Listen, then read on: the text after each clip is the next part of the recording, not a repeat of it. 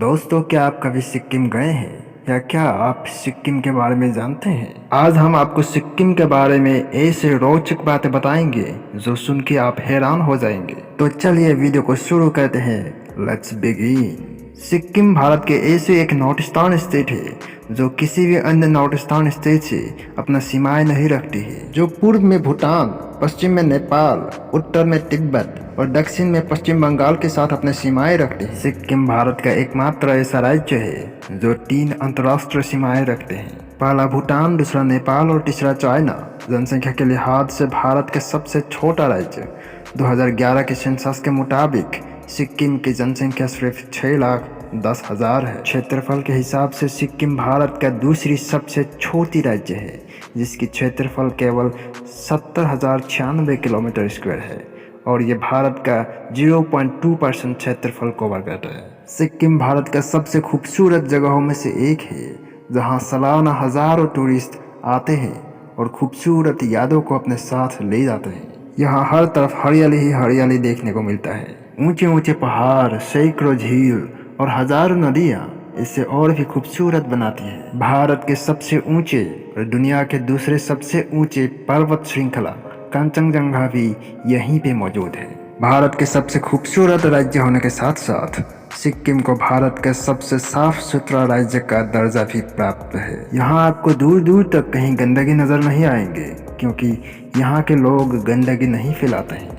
यहाँ के लोगों का मानना है कि साफ सफाई के लिए हर बार सरकार को गलत नहीं ठहराना चाहिए और अपने शहर को साफ सुथरा रखने के लिए हर नागरिक का ड्यूटी बनता है। और यही कारण है कि यहाँ जो भी आता है वो मुश्किल से ही वापस जाने का नाम लेता है और यहाँ का दीवाना बन जाता है। सिक्किम का राजधानी गंगटोक है, जो यहाँ का सबसे बड़ा शहर भी है। शिवालिक के पहाड़ों पर स्थित गंगटोक शहर समुद्र सीमा से लगभग 5,500 फीट ऊंचाई पर स्थित है। साथ ही बौद्ध धर्म के लोगों के लिए गंगटोक एक बहुत ही खास जगह है। सिक्किम राज्य की इकोनॉमी सबसे ज्यादा टूरिज्म पर ही निर्भर है, इसलिए यहाँ बेहतरीन राफ्टिंग एंड ट्रैकिंग स्पॉट्स बनाए रखे हैं। सिक्किम एक नहीं बल्कि कई भाषाओं वाले राज्य है, जो इससे सबसे अनोखे बनाते हैं। यहाँ 11 अलग अलग आधिकारिक भाषाएं मौजूद हैं, जिसमें नेपाली, सिक्किमिस, हिंदी, लेप्चा, तामाङ, लिम्बू, नेवारी, राय, गुरुङ, नागर, शेर्पा और अंग्रेजी आदि शामिल है। इस राज्य में बौद्ध धर्म को मानने वाले लोग सबसे अधिक है, लेकिन यहाँ चीनी और हिंदू धर्म को मानने वाले लोग भी दिखाई देते हैं। आपको बता दूं कि सिक्किम भारत का एकमात्र ऐसा राज्य है जहाँ के ज्यादातर लोग अलग देश के मूल निवासी हैं। सिक्किम के अधिकतर लोग नेपाली मूल की है। साथ में आपको बता दूं कि एशिया के सबसे ऊंचे ब्रिज भी सिक्किम में ही है, जो सिंगसोरे ब्रिज के नाम से जाना जाता है और ये ब्रिज लगभग जमीन से 100 मीटर के ऊपर में स्थित है। टूरिस्ट के बीच यह ब्रिज इसलिए इतना पॉपुलर है क्योंकि इस ब्रिज के ऊपर से आपको 2/3 सिक्किम ही दिख जाती है। सिक्किम में हर साल मार्च से मई के बीच इंटरनेशनल फ्लावर फेस्टिवल आयोजित किया जाता है। इस फेस्टिवल को देखने के लिए पूरे भारत से लोग यहाँ आते हैं। और आपको बता दूं कि सिक्किम में कुल 550 प्रजाति के फूल पाए जाते हैं। सिक्किम के हरियाली और प्राकृतिक सुंदरता के कारण यहाँ सबसे अधिक पक्षी पाए जाते हैं। यहाँ 552 से भी अधिक पक्षी के प्रजाति पाए जाते हैं और यहाँ के हिमालयन वल्चर सबसे अनोखे हैं। इन सभी खासियत के साथ साथ सिक्किम के फेस्टिवल्स भी लोगों को काफ़ी आकर्षित करते हैं। लोसर यहाँ का सबसे प्रमुख त्योहार है, जो सिक्किम में नया साल में मनाया जाता है। सिक्किम का त्योहार का तो बात ही कुछ अलग है। लोसर फेस्टिवल को यहाँ पूरे धूमधाम से 15 दिनों तक मनाया जाता है। इसके साथ साथ भूमचू यहाँ का दूसरा सबसे बड़ा त्योहार है।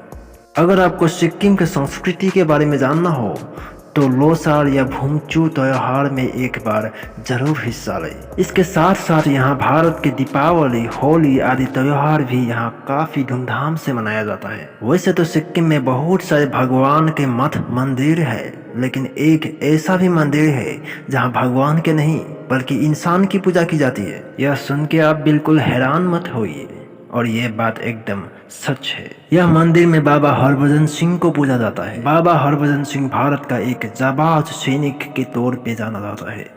जो चीनी फौज को अपना जान पर बाजी लगाकर काफी दिनों तक रोक के रखा और बहुत सारे सैनिकों की जान बचाए। माना जाता है कि बाबा हरभजन सिंह आज भी जिंदा है और ड्यूटी के समय कोई सैनिक अगर सो जाते हैं तो उसे थप्पड़ मार के जगा देता है। सिक्किम में फुटबॉल सबसे पॉपुलर गेम है।